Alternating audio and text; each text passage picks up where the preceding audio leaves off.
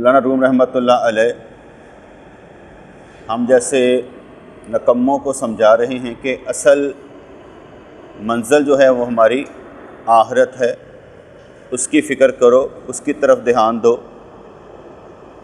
ایک ہوتا ہے کہ ٹائم کا گزر جانا، ایک ہوتا ہے وقت کو قابو میں رکھنا۔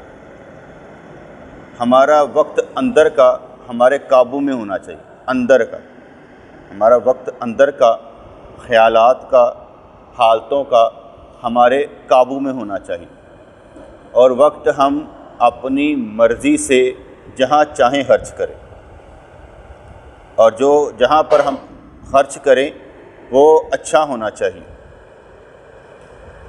یہاں پر وہ بیان کرتے ہیں تمام دنیا اس لیے غیرت مند بنی کہ اللہ پاک خود بے انتہا غیرت مند ہے۔ تمام دنیا اس لیے غیرت مند بنی کہ اللہ پاک خود بے انتہا غیرت مند ہے۔ مخلوق کے اندر جو یہ غیریت کا پرتو ہے، یہ عکس جو پڑتا ہے وہ اللہ کریم کی وجہ سے۔ جیسے ہم کہتے ہیں نا، ہر ایک کا اپنا ایک سٹینڈرڈ ہوتا ہے، بچوں کا اپنا سٹینڈرڈ، بڑوں کا اپنا سٹینڈرڈ، ایک سٹینڈرڈ ہوتا ہے۔ یہ بھی ایک سٹینڈرڈ کی بات ہے، معیار کی بات ہے۔ تو سمجھانے کے لیے یہ بیان ہوا کہ مخلوق کے اندر جو غیرت کا مادہ پایا جاتا ہے، یہ اسی کی غیرت کا پرتو ہے، عکس ہے۔ وہ جسم میں جان کی طرح ہے، اور جسمانی حرکات روح کے تابع، اور اصل پریشانی اس روح کی ہے جس کو ہم نے خواہشات نفسانی سے آزاد کروانا ہے۔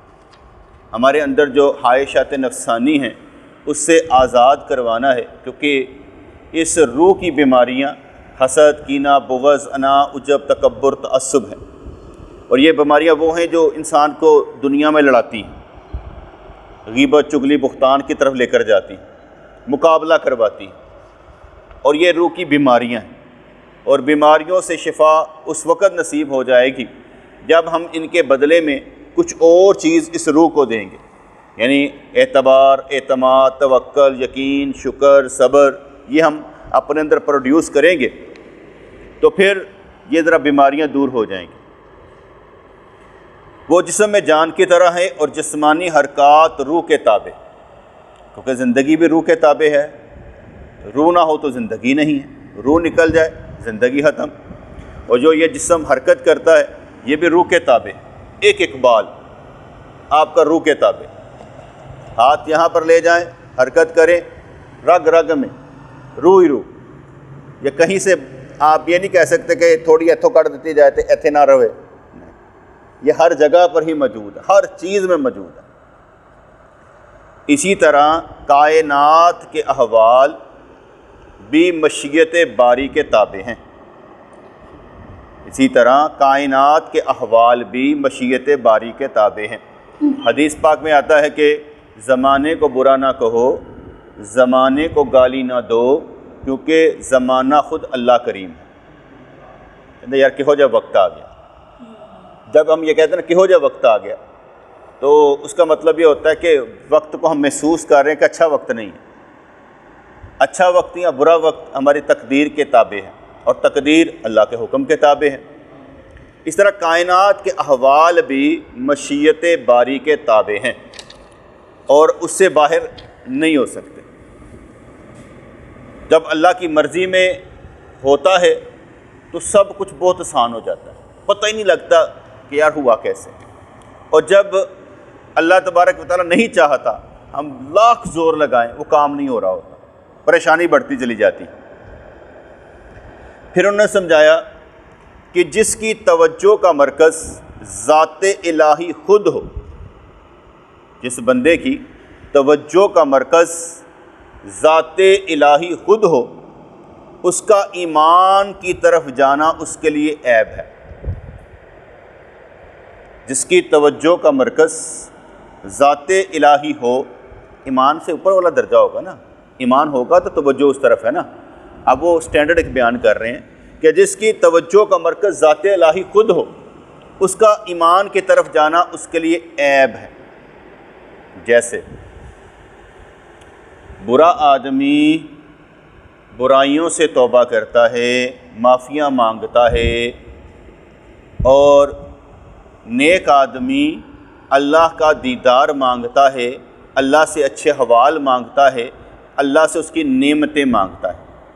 برے کے لیے نعمت اس کی توبہ کرنا ہے، وہ اپنے توبہ پر لگا رہتا ہے۔ جس وقت اس کا سٹینڈرڈ بدل جائے گا، معیار بدل جائے گا، پھر وہ توبہ نہیں مانگے گا، پھر وہ اگلی طرف آ جائے گا۔ اب وہ کیا مانگے گا؟ میری بات آپ سمجھ گئے ہوں گے۔ اس لیے اس کا سٹینڈرڈ بدل گیا۔ تو عام آدمی یار گناہ ہی نہیں چھوڑ دے، وہ سٹینڈرڈ کا ہوتا ہے، اور دوسرا وہ کرتا ہے کہ گناہ چھوڑنے کی تراکیب کرتا ہے، پھر وہ اوپر والے درجے میں آ جاتا ہے تو اس کا معیار ہوتا ہے کہ میں کچھ نیکیاں ایسی کما جاؤں جس سے اللہ کو راضی کر جاؤں۔ تو جس کی توجہ کا مرکز ذات الہی خود ہو، اس کا ایمان کی طرف جانا اس کے لیے عیب ہے۔ یہ تو تنزل کی طرف جانا ہوا، جیسے میں نے ابھی سمجھایا کہ آپ ایک مقام پر پہنچ گئے اور اللہ نے آپ کے گناہ بھی نیکیوں میں تبدیل کر دی ہے، اور اس کے بعد آپ پھر گناہ کو یاد کریں، یہ تنزلی۔ اس لیے کہا جاتا ہے کہ جس بندے کی توبہ قبول ہو جائے تو اس کے اندر سے وہ گناہ ہی مٹا دیا جاتا ہے، اب وہ اس کو تنگ نہیں کرے گا، وہ دوبارہ اس گناہ کی طرف آئے گا بھی نہیں، اس کا سٹینڈرڈ بڑھا دیا گیا۔ تو جو بادشاہ کے ساتھ بیٹھنے والا ہے، جو بادشاہ کا ہم نشین ہو، اس کا دروازے پر بیٹھنا افسوس کی بات، کیونکہ وہ چوکیدار نہیں۔ جو بادشاہوں کے ساتھ بیٹھا ہو، بادشاہ کا ہم نشین ہو، اس کا دروازے پر بیٹھنا افسوس کی بات ہے۔ یہ وہ پہلی والا درجہ سمجھا رہے ہیں نا ابھی، کہ بھئی مرکز ذات الہی ہو اور تم اب ایمان کی بات کر رہا ہو، ایمان ہے تو اوپر ہے، اب تو بادشاہ کے ساتھ بیٹھنے والا ہو اور اس کے بعد تو چوکیدار تو ہے نہیں، تو ہمارا دروازے پر بیٹھنا افسوس کی بات۔ کیونکہ جب میں فرض کریں کمرے میں آ کر بیٹھ جاؤں تو ہر کوئی مجھ سے ملنے آ سکتا ہے، کوئی ایسی حالت نہیں ہوتی کہ میں کسی سے مل نہ سکوں، جس کو ضرورت ہو مجھ سے مل سکتا ہے، دروازہ کھٹکھٹانے کی بھی ضرورت نہیں۔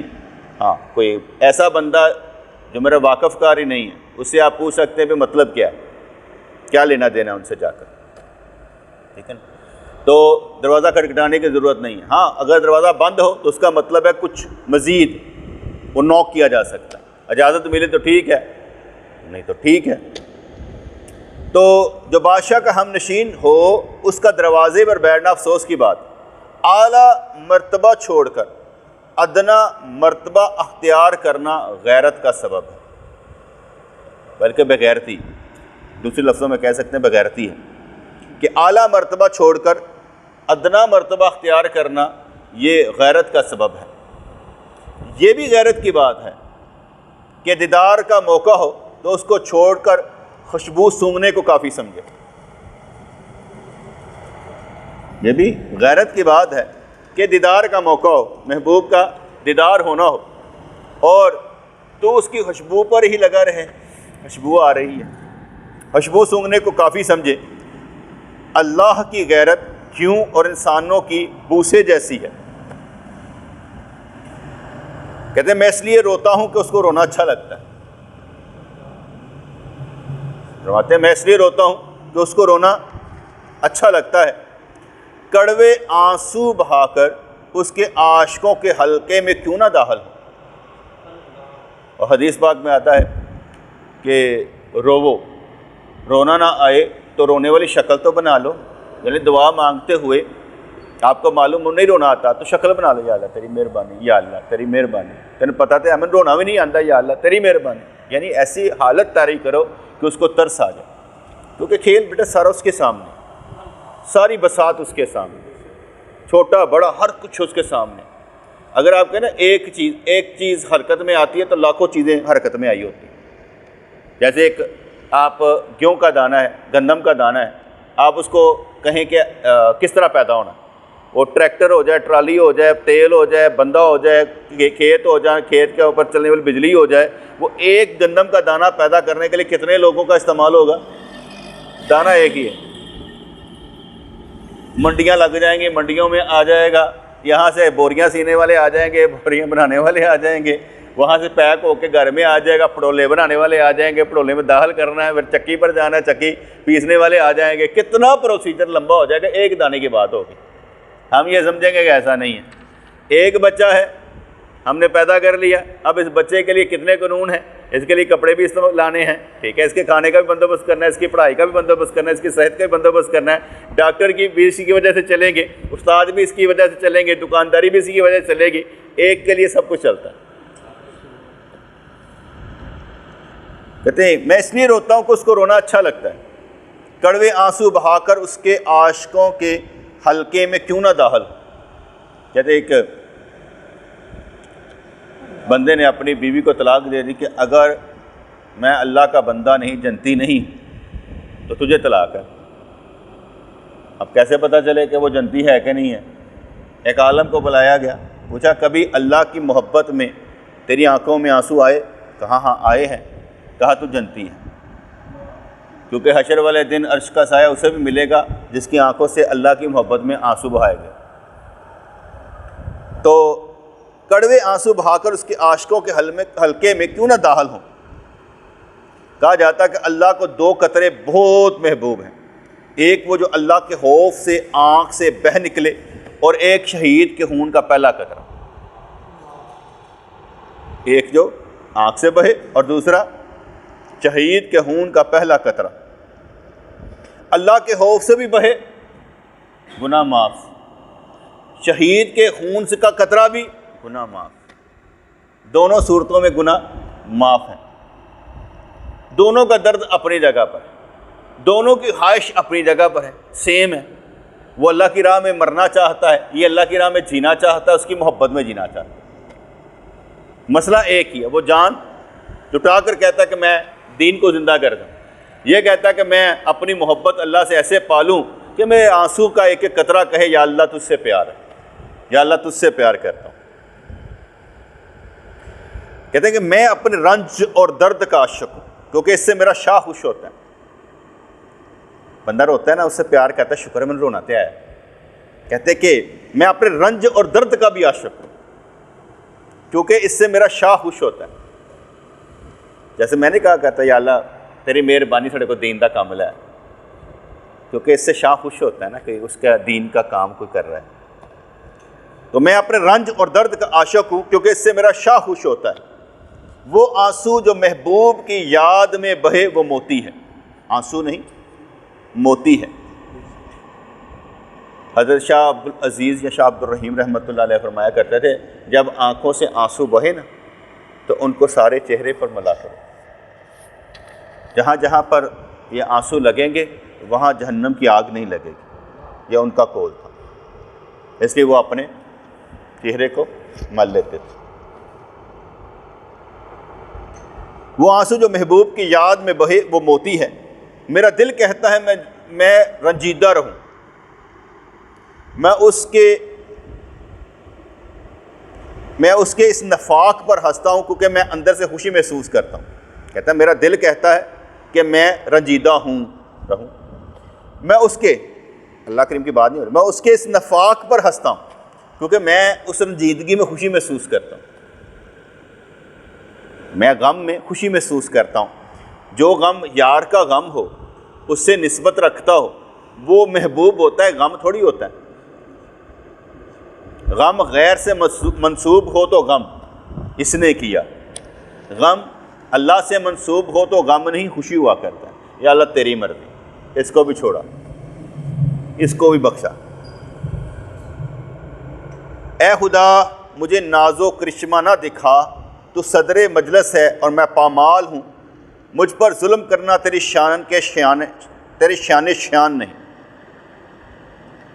اے خدا مجھے ناز و کرشمہ نہ دکھا۔ اب وہ کس رنگ میں کہہ رہے ہیں، کس بات میں کہہ رہے ہیں، ٹھیک ہے، وہ شاید کرامتیں مانگنا ہی نہیں چاہتے، وہ نعمتیں اس طرح کی مانگنا نہیں چاہتے، ہم لوگ نعمتیں مانگتے ہیں نا بیٹے دنیا کی، ہم ساری نعمتیں گھر میں لانا چاہتے ہیں، دینا بھی کسی کو نہیں چاہتے، تو ہم ساری نعمتیں گھر میں لانا چاہتے ہیں۔ وہ اپنی بات کریں، مجھے نازک کرشمہ نہ دکھا، سارا اختیار تو تیرے پاس ہے، تو جس کو جو چاہے دے سکتا ہے، تو صدر مجلس ہے اور میں پامال ہوں۔ اور جو ان کی خواہش ہے وہ تو رنجیدہ رہنا چاہتے ہیں، وہ غم میں رونا چاہتے ہیں، وہ آگے بیان کر رہے ہیں مجھ پر ظلم کرنا تیری شان کے شیان نہیں، میرے واسطے او ہوئے جو تو چاہیں۔ حضرت ابو القاسم قشیری رحمۃ اللہ علیہ، آپ وٹا وانی کے لیے استنجا کرنے کے لیے اگر پتھر اٹھاتے تو وہ ہیرا بن جاتا، موتی بن جاتا، تو کہتے مجھے اس کی ضرورت نہیں ہے، مجھے وہ پتھر چاہیے جس سے میں استنجا کر سکوں، مجھے یہ نہیں چاہیے، یہ میرے لیے زیرو ہو گیا۔ اب ہر ایک کو یہ خیال نہیں آ سکتا، ہر ایک کو خیال نہیں آ سکتا، یہ ان کی اپنی حالت ہے، اور حالتیں ہر ایک کی مختلف ہوتی ہیں، ہر ایک کی حالت ایک جیسی نہیں ہوتی۔ آپ نے اپنی حالت میں مست رہنا ہے، اور اس کو اچھی نہیں ہے تو بدلنے کی کوشش کرنی۔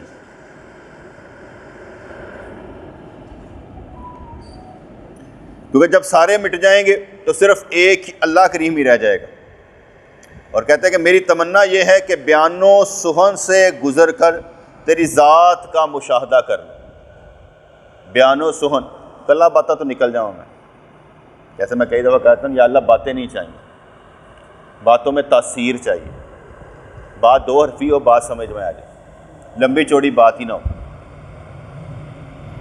میری تمنا یہ ہے کہ بیان و سخن سے گزر کر تیری ذات کا مشاہدہ کرنا، لیکن یہ تمنا بھی غلط ہے، کیونکہ ہماری جسمانی آنکھ تیرا کم مشاہدہ کر سکتی، اور جب تک ہم غم اور شادی کے پابند ہیں، جب تک ہم غم اور شادی کے پابند ہیں اور ہم پر مادی عوارض طاری ہیں، مشاہدہ ممکن نہیں۔ ہر بچہ شادی کرا دیو ماں جی، ہر بندے نے روٹی بھی چاہیے ہے، ہر بندے نے دنیا بھی چاہیے، اور کسی چیز سے خوش بھی ہوتا ہے، کسی چیز سے غم بھی محسوس کر دیتا ہے۔ تو وہ کہتے ہیں جب تک ہم اور شادی کے پابند ہیں، شادی کا مطلب نکاح نہیں، خوشی بھی ہوتا ہے نا شادی کا، غم اور شادی کے پابند ہیں اور ہم پر مادی عوارض طاری ہیں، مشاہدہ ممکن نہیں ہے۔ اپنے آپ سے نکلنا پڑے گا، اپنے جسے سے باہر نکلنا پڑے گا، اللہ کریم کو اس کی نظر سے، اللہ کریم کی نظر سے دنیا کو دیکھنا پڑے گا کہ دنیا کیا چاہتی ہے اور ہم کیا چاہتے ہیں۔ وہ دل جو طبعی کیفیتوں کا مقید ہے، وہ دیدار کیسے کر سکتا ہے؟ آپ دیکھیں گے ایک جیسی حالتیں رہتی ہیں، ایک جیسی حالتیں رہتی ہیں ہماری، ہم قید میں ہوتے ہیں، قید سے چھٹکارا ہمارے اپنے نہیں ہونے دیتے۔ پہلی بات، ہمارے اپنے قید سے چھٹکارا نہیں ہونے دیتے۔ ہم غمگین بیٹھ جائیں تو ان کو رونا پڑ جائے گا کہ غمگین بیٹھے کیوں ہیں، کی ہویا جائے، کی مسئلہ ہے، پریشانی پہ گئی، مسئلہ دسو۔ ان کو یہ بتانا پڑے گا کہ مجھے کوئی غم لگ گیا، کیونکہ جب غم لگے گا بتانا پڑے گا مجھے یہ غم لگ گیا ہے، پھر وہ سمجھ جائیں گے اس کو کوئی غم لگا، پھر نہیں چھیڑیں۔ اسی کو اٹیک ہونا شروع ہو جائے نا، بیوی بچے بھی ڈر جاتے ہیں، کچھ نہیں چھیڑتے، سکون میں۔ لیکن یہ مرشد کی محبت ہوتی ہے نا، اس میں سارے بیوی بچے اندر انٹر ہو جاتے ہیں، خبردار ادھر گئے تھے، بس اتنا ہی کافی، سانو ٹائم دیو۔ اٹیک ہویا ہوئے نا تو پھر نہیں کچھ ہوتا، پھر کہتے ہیں کوئی بات۔ لیکن جب مرشد کی محبت کا غلبہ ہو،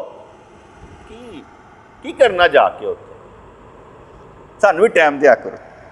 یہ ویسے بیٹے بتانے سمجھانے کے لیے باتیں کر رہا ہوں، ورنہ جو اللہ والا ہوتا ہے وہ ہر ایک کو ٹائم دیتا ہے اور اس کی حیثیت کے مطابق دیتا ہے۔ کہیں ایک بات کر کے کام ختم کر دینا ہوتا ہے، کسی وقت کسی کو لمبا سمجھانا ہوتا ہے، اور یہ باتیں جو میں کر رہا ہوں یہ اس لیے ذرا ٹائم دینا پڑتا ہے، تربیت کے لیے ہوتی ہے۔ ورنہ ہم لوگ تو وہ ہیں جو صرف 2 منٹ کی نا ویڈیو دیکھتے ہیں، بس 2 منٹ میں دکھا دو جو کچھ ہے، 1 منٹ میں سمجھاؤ کیا کچھ ہے۔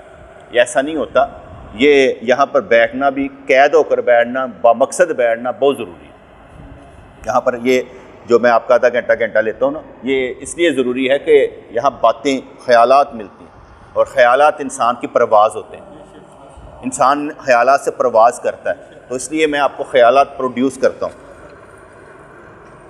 کہتے ہیں وہ دل جو طبعی کیفیتوں کا مقید ہے، وہ دیدار کیسے کر سکتا ہے؟ یہ مانگی ہوئی اشیاء تو چند روز ہمارے ساتھ رہتی ہیں، لیکن مشاہدہ اسی وقت ممکن ہے جب انسان میں لا فانی صفات پیدا ہو جائیں۔ جن کو پیری مریدی کا نہیں نا پتہ ان کو نہیں پتہ، جو صوفیزم کو نہیں نا جانتے ان کو یہ چیزیں سمجھ نہیں آئیں، وہ کہیں گے بس یہ عجیب و غریب باتیں، لیکن یہ ایک علیحدہ فیلڈ ہے۔ جو اس فیلڈ کا ہے وہ سمجھ سکتا ہے، جو اس فیلڈ کا نہیں اس میں انٹر نہ ہو، لیکن ان کو برا بھلا بھی نہیں کہہ سکتے، کیونکہ جیسے صحابہ کرام کی حالتیں ہیں، حضور کو جا کر عرض کرتے ہیں سرکار آپ کے پاس ہوں تو ہم ایسے ہیں جیسے رب سے ملاقات ہے، جیسے جہنم اور جنت سامنے، اور آپ سے جب جدا ہوتے تو ایسے لگتا ہے جیسے ہم منافق ہو گئے۔ آپ نے چاہا میں اگر وہی حالت رہے جو میرے پاس ہوتی ہے تو فرشتے تمہارے بستروں میں تم سے مصافحہ کریں۔ اگر وہ حالتیں آنی شروع ہو جائے بندوں پر تو سرکار نے کیا ارشاد فرمایا؟ بس پھر فرمانے کہ اے محبوب ازلی، ہمیشہ سے جو ہے ابدی جو ہمیشہ تک رہے گا، ازل جو ہمیشہ سے، ہم ساروں کے اندر صفات اللہ نے پیدا کی، اللہ کی صفات ازلی اور ابدی ہمیشہ سے اور ہمیشہ رہیں گی، ہماری وقتی طور پر اور اللہ کی عطا سے، اس لیے ازلی اور ابدی کا لفظ کس کے لیے ہے؟ نبی کریم کے لیے بھی نہیں، اللہ کریم کے لیے، ازلی ابدی ذات صفات۔ اے محبوب ازلی بتا ہماری روح کو کب دیدار میسر آئے گا؟ اب لاڈیاں کرتے ہیں، تو اپنے عاشق سے کیوں بہانے کرتا ہے؟ یہ لاڈیاں ہوتی ہیں نا، تو اپنے عاشق سے کیوں بہانے کرتا ہے؟ تو اس بے جان جسم کی فریاد سن لے، تو حی و قیوم ہونے کی بنا پر اس ساری کائنات کی جان ہے، کیونکہ اللہ حی، اللہ قیوم ہے، قائم ہے، اللہ کی وجہ سے ہم سارے قائم ہیں، ازلی ابدی ہم سارے اس کی وجہ سے قائم ہیں۔ جیسے چیس کھیلتے نا، چیس شطرنج کو کہتے ہیں نا، چیس کھیلتے ہیں، کبھی گھوڑا اڑا، کبھی ایسے کر، کبھی ایسے کر، مجھے نہیں آتی کھیلنی، ایسے میں بات کرتا ہوں۔ تو کیونکہ چیس کھیلنے کا مطلب یہ ہے کہ کہا جاتا ہے کہ جیسے خنزیر کے خون سے وضو کرنا، شطرنج کھیلنا جائز نہیں ہے، شطرنج کھیلنا جائز نہیں، ناجائز کام۔ تو قیوم ہونے کی بنا پر اس ساری کائنات کی جان ہے، اور ہر روز ہر جگہ نئی شان اور نئے حسن کے ساتھ ظہور کرتا ہے، جیسے ہر دن اللہ کی ایک نئی شان ہے نا، اس کو بیان کر رہے ہیں، اور ہر روز ہر جگہ نئی شان اور نئے حسن کے ساتھ ظہور کرتا ہے۔ یہ کیسے ہو کہ ہم اس سے روشنی مانگیں روزانہ نہیں وہ دے نا، ہمیں وہ روزانہ نئی روشنی دے سکتا ہے، کیونکہ روزانہ اس کی نئی شان ہے۔ تو اس لیے دعا میں کہنا چاہیے یا اللہ آج تو جس شان سے روشن ہے نا، جس شان سے تو کیا کہتے ہیں اپنی شان کے مطابق جلوہ فرما ہے، تو مہربانی فرما اس میں سے ہمیں بھی تھوڑی روشنی دے۔ جب اللہ کی عطا مجھے وجد و حال اور مستی میں مبتلا کرتی ہے تو آسمان کی گردش بھی اس کے سامنے کچھ نہیں۔ جب اللہ کریم، آپ نے دیکھا کبھی آپ کے اندر ایسے کر کے لہر آئی ہو اللہ کی محبت کی، آپ کا دل کرتا ہے یہ کبھی ختم ہی نہ ہو، یہ جو چنگاری ہے یہ کبھی بجھے ہی نہ، یہ اس طرح ہی حال ہمارا رہے، اس طرح ہی ہم چلتے رہے۔ تو کہتے کہ جب اللہ کی عطا مجھے وجد و حال اور مستی میں مبتلا کرتی ہے تو آسمان کی گردش اس کے آگے ہے۔ شراب ہم سے مست ہوئی ہے، جسم ہماری وجہ سے پیدا ہوا ہے، ہم شہد کی مکھی کی طرح ہیں اور جسم موم کی طرح ہانہ ہانہ میں بٹا ہوا ہے۔ تو شہد کی مکھی کیا کرتی ہے؟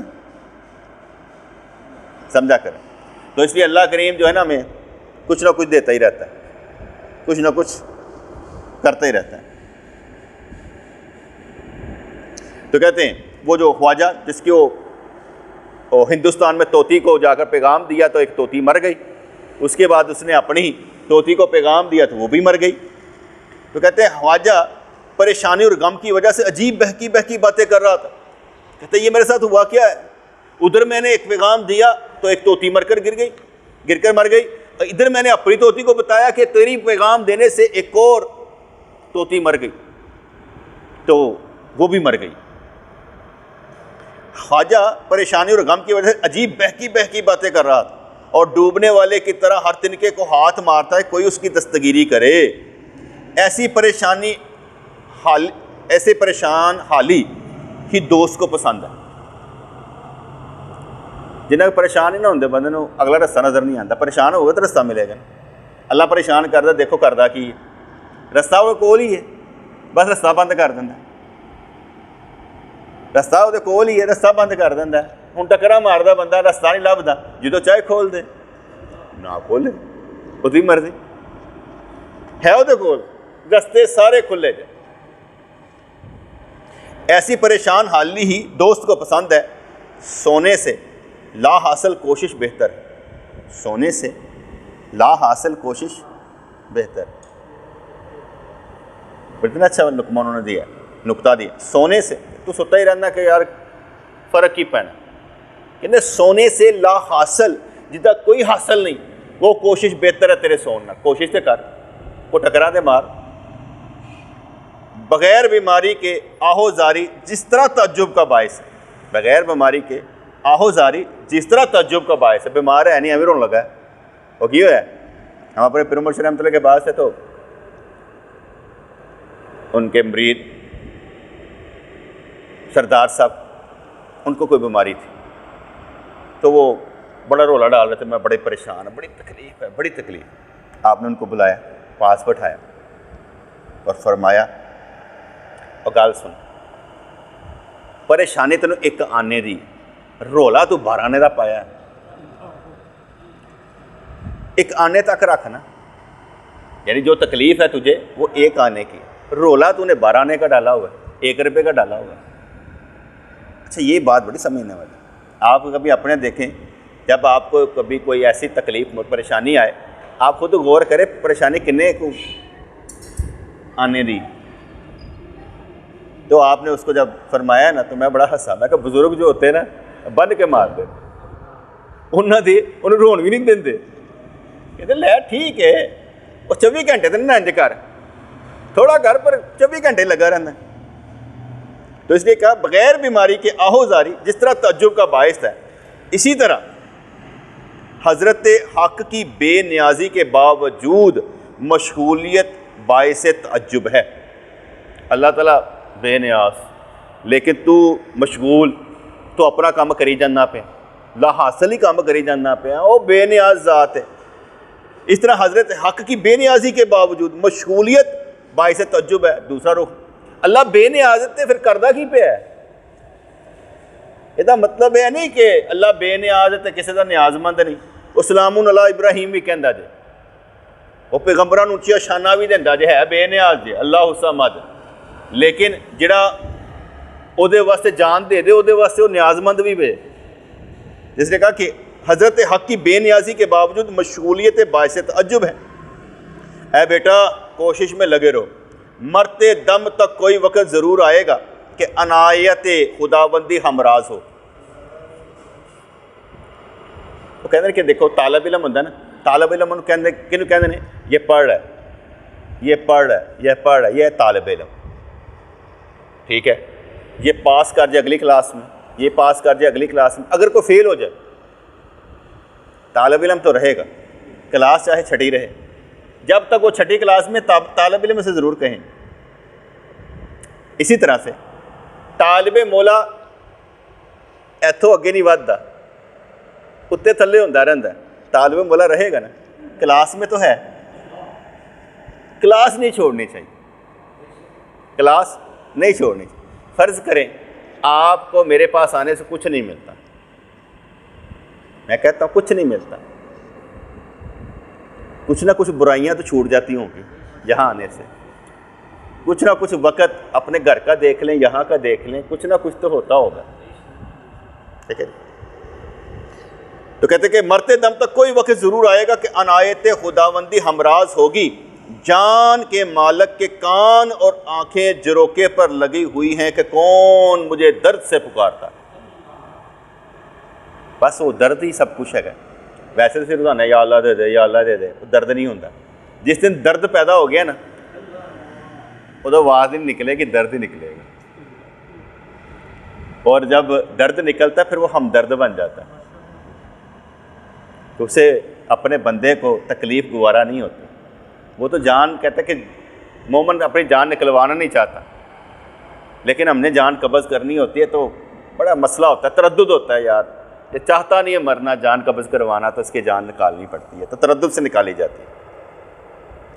اب خواجہ جو تھا اس نے طوطی کو پنجرے سے نکال کر باہر پھینکا، مر گئی بیچاری، وہ اڑ کر شاخ پر بیٹھ گئی۔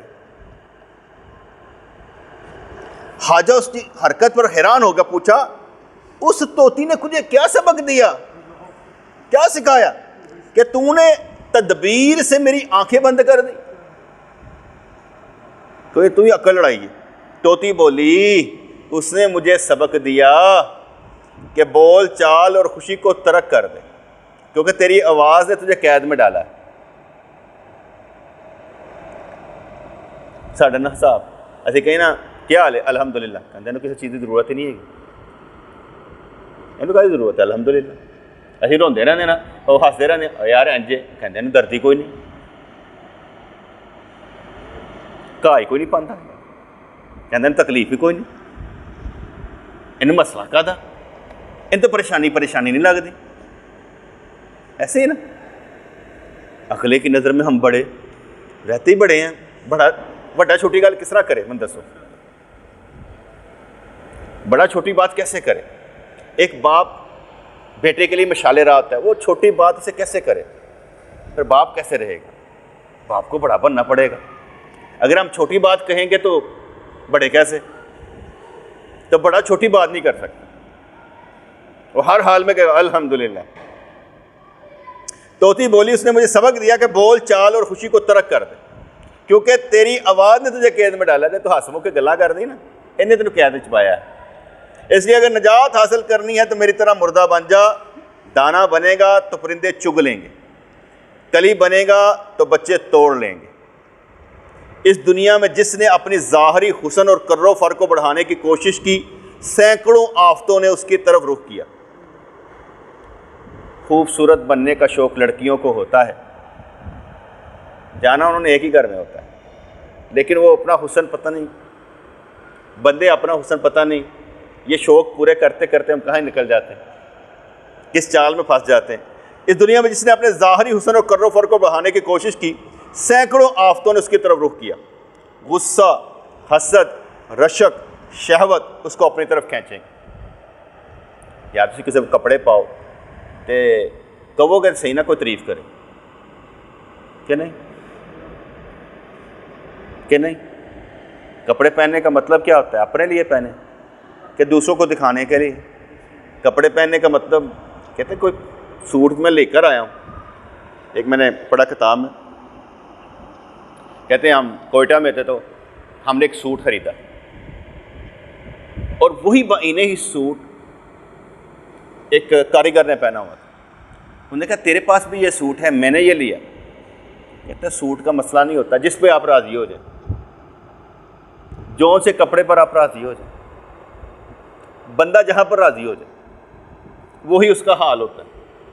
اس لیے جہاں پر آپ راضی ہوگے آپ کی بات جس مرضی سوٹ پر ہو جائے، جس مرضی رنگ پر ہو جائے، آپ راضی ہیں تو آپ کے لیے وہ کپڑا قیمتی ہے، اگر آپ راضی نہیں تو آپ کے لیے کپڑا قیمتی نہیں ہے۔ ہر ایک کے لیے مختلف سوچیں ہیں اور اپنے آپ کو جسے کہا غصہ، حسد، رشک، شہوت اس کو اپنی طرف کھینچیں گے۔ ایسا ہی ہوتا ہے، بالکل دیکھی باتیں۔ دنیا آخرت کی کھیتی ہے، انسانوں سے خلوت اختیار کر اور اللہ سے دوستی جوڑ۔ اگر تو اس کی پناہ حاصل کرنے میں کامیاب ہو گیا تو آگ اور پانی تیرے سپاہی بن جائیں، جیسے حضرت ابراہیم علیہ السلام اور حضرت موسیٰ علیہ السلام کے ساتھ ہوا۔ تو اللہ کے حکم سے اپنی گردن کو نہ موڑتا تاکہ تمہارے حکم سے کوئی اور روح گردانی نہ کرے۔ اب میری بات کو مان لیتے ہیں، کیوں؟ اس لیے کہ میں اللہ کی بات مانتا ہوں۔ اگر میں اللہ کی بات نہ مانوں تو آپ بھی میری بات نہ مانیں گے بلکہ مجھ سے مقابلہ کریں۔ آپ میری بات مان لیتے ہیں اس لیے کہ میں اللہ کی بات مان لیتا ہوں، اللہ کی بات مانتا ہوں۔ اور اگر میں اللہ کی بات نہ مانوں تو آپ بھی میری بات نہیں مانیں گے۔ کیوں مانیں گے؟ وجہ مانیں گے اس لیے اللہ والا ہے، اس کے حکم پر عمل کرنے سے فائدہ ہوگا اس لیے آپ مانیں گے، اور اگر وہ حال میرا نہ ہو تو آپ نہیں مانیں گے۔ طوطی نے کہا اے خواجہ اگر تو اس دنیا سے نجات حاصل کرنا چاہتا ہے، اب طوطی اس کو نصیحت کر رہی ہے، تو میری طرح ہو جا اور اس طریقی اور قید سے رہا ہو جا۔ خواجہ نے کہا یہ میرے لیے نصیحت ہے، میں اس کا راستہ اختیار کروں گا، یہ صاف اور سیدھا راستہ ہے۔ اب انہوں نے اس کہانی میں کچھ نہ کچھ جان ڈالی اور سمجھایا، طوطی سے مثال دے کر سمجھایا کہ اس نے وہاں پر جا کر بات کی، طوطی گری، اور یہاں پر آ کر اس نے بات کی، طوطی گری، اس نے کہا مر گئی ہے، باہر پھینک دیا۔ آپ نے کبھی دیکھا ہے کہ جو دنیا داروں کے لیے مر جاتا ہے وہ اسے منہ نہیں نکالتے؟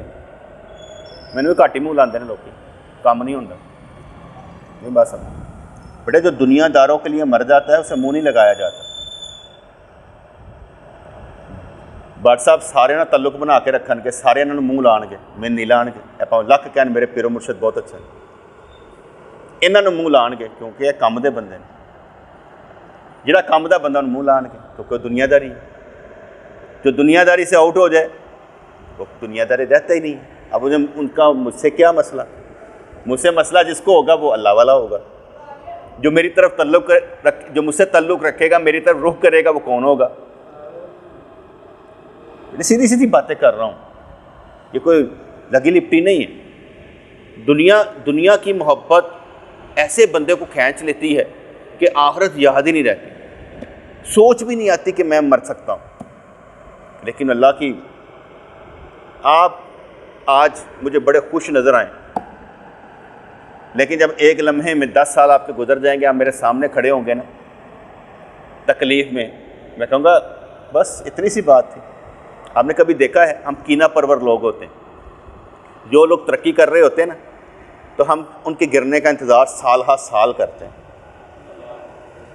سال ہا سال ان کے گرنے کا انتظار کرتے ہیں، اور جب وہ گرتے ہیں نا تو پھر کیا کہتے ہیں؟ اے اونٹ آئے پہاڑ تھلے۔ ہم لوگوں کے گرنے کا انتظار کرتے ہیں۔ تو بیٹے یہ تو ہوتا ہی ہے نا، ایک چیز ایک وقت میں اوپر کو جا رہی ہوتی ہے، ہم کہتے ہیں بس یہ خزانہ ہے، اچانک سسٹم ہی بند ہو جاتا ہے، نہیں سمجھ آتا کیا ہوتا ہے۔ میں نے بڑے بڑے لوگوں کو دیکھا، جب بڑے بڑے ٹیٹینک تھے نا، وہ جب ڈوبے نا تو کروڑوں میں ڈوبے، اربوں میں ڈوبے، کیونکہ انہوں نے کام اس طرح کا پکڑا ہوتا تھا نا۔ تو اس لیے میں ویسے چند باتیں سمجھا رہا ہوں۔ اللہ کرے ہمارے دل سے دنیا نکل جائے، اللہ کرے ہمیں دنیا کی سمجھ آ جائے، اللہ کرے دنیا کی سمجھ نہ آئے، اللہ کی سمجھ آ جائے، اللہ کریم ہم سے کیا چاہتا ہے اس کی سمجھ آ جائے، اللہ کریم کا ہم پر کیا کیا کرم ہے ہمیں اس کرم کی سمجھ آ جائے، اللہ کی رحمتوں کی چھاؤں میں ہم کیسے رہتے ہیں ہمیں اس رحمتوں کی چھاؤں کا اثر محسوس ہونا شروع ہو جائے۔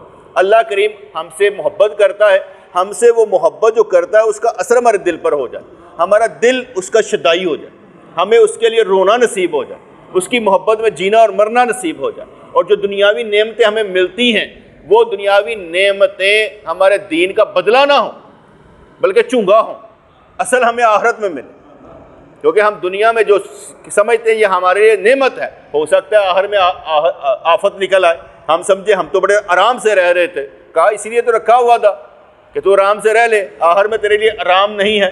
جو یہاں دنیا میں قید خانے میں رہا اور آخرت کے لیے کام کرتا رہا، وہ اس دنیا سے جب نکلے گا تو قید خانے سے چھوٹ جائے گا۔